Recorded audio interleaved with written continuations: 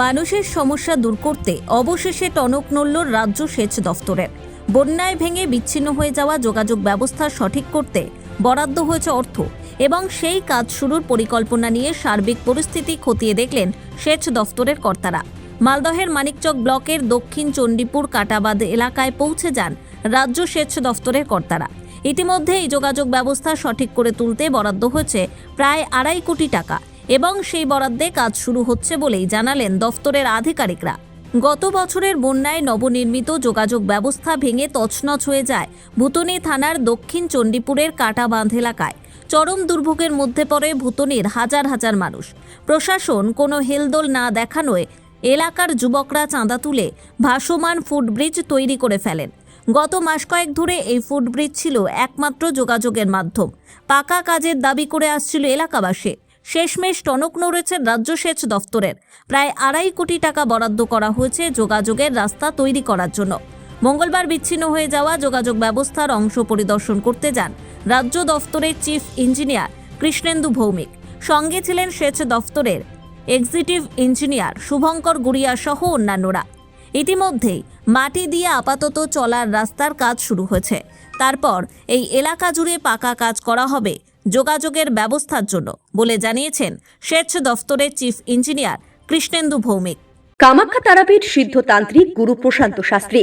কামাখ্যা তারাপীঠ যজ্ঞ সহ যে কোনো সমস্যার সমাধানে একমাত্র ভরসা।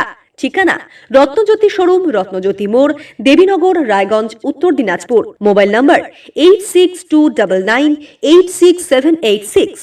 এই কাজটা প্রতীক্ষা করতে হয়েছে। এটা ড্রয়িং ডিজাইন কলকাতায় আমরা স্পেশাল ডিজাইন করেছি এবং এই কাজটা অনুমোদন হয়েছে।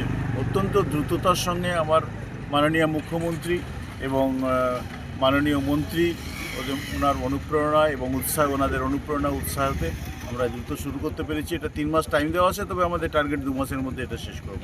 আপাতত মাধ্যমিক পরীক্ষা চলছে। যোগাযোগের ভয়ানক অসুবিধা হচ্ছে। আমরা দেখেছি যখন নৌকো করে যেত, আপনারা এখানে লোকাল জনপ্রতিনিধিদের তরফ থেকে একটা ছোট একটা ফ্লোটিং ব্রিজ বলি আমরা, ফ্লোটিং ব্রিজ করে দিয়েছেন। আমরা আজকে বিকেলের মধ্যে অন্তত মাধ্যমিক চলছে, আজকে বোধহয় সেকেন্ড ডে, আজকে বিকেলের মধ্যে একটা যোগাযোগ ব্যবস্থা আমরা করে দেবো, যাতে করে টোটো শোটো ইত্যাদি করে মানুষের যাতায়াতটা আরও সুন্দর হতে পারে। কি পরিকল্পনা রয়েছে, কি পদ্ধতিতে কাজ হবে এখানে?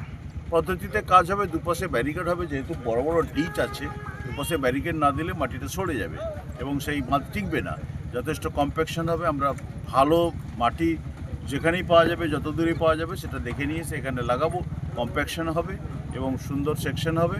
এগুলো সমস্ত ড্রয়িং ডিজাইন করিয়ে এসেছে কলকাতা থেকে, সেটাই আমরা করবো যেমন যেমন আছে। কত টাকা বরাদ্দ হয়েছে স্যার এই কাজে? কত টাকা বরাদ্দ হয়েছে স্যার এই কাজের জন্য? প্রায় 2.5 কোটি। এটা কি স্যার মানে লক গেট হবে নাকি পুরোটা ক্লোজ হয়ে যাবে? গেট হচ্ছে না, আপাতত ক্লোজ। আচ্ছা, এখন ক্লোজ। গেটটা পরে পেজে আমরা করে নেব, ঠিক অ্যাজ এন্ড হোয়েন নেসেসারি। আমাদের দুশ্চিন্তা রয়েছে পশ্চিম রতনপুর, ওদিকে কেশরপুর, ওই দিকটা রয়েছে। তো ওইটার উপর ডিপেন্ড করবে এটা কি হবে, কি তার যেটা দরকার পড়বে। আমাদের এখানে বাইপাস আছেই, কি বলবো ওটাকে, সুইচ তো আছে। ওটা হয়তো ভেন্টটা বাড়াতে হবে, ফুটোটা বাড়াতে হবে। সেগুলো আমরা আবার নতুন করে রিভিউ করে করবো। আপাতত এটা বন্ধ হবে। আচ্ছা, পশ্চিম রতনপুরে কালটন টোলা ওখানে কি টেন্ডার প্রক্রিয়া চলছে? টেন্ডার প্রক্রিয়া শুরু হয়েছে, কিন্তু অর্থ মন্ত্রকের অনুমোদন এখন অবধি পাওয়া যায়নি। আমাদের অফিসার ওখানে ক্যাম্প করে বসে আছেন, সিনিয়র অফিসার ক্যাম্প করে কলকাতায় বসে রয়েছেন। আমরা দ্রুত পেয়ে যাব আশা করি। ড্রয়িং ডিজাইন টেকনিক্যাল ব্যাপার সমস্ত আমরা বিশেষজ্ঞ IIT রুড়কি উত্তরাখণ্ড, সেখান থেকে আমরা সহায়তা নিয়ে আমরা এগুলো ফাইনালাইজ করে ফেলেছি। আমরা দ্রুততার সঙ্গে ওই কাজটা টেক আপ করে নেব। মালদহ থেকে পরিতোষ সরকারের রিপোর্ট, কুলিক নিউজ।